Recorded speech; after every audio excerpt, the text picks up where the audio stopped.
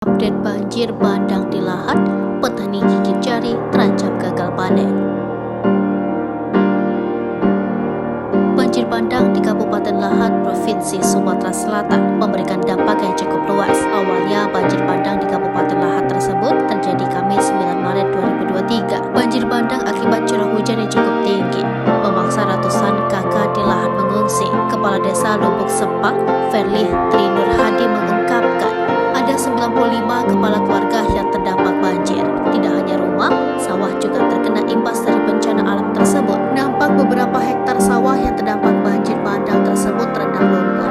Menurut Ketua Kelompok Tani setempat, air sungai meluap dan menyapu area sawah di Desa Jentian sekitar pukul 6 dengan membawa material berupa lumpur.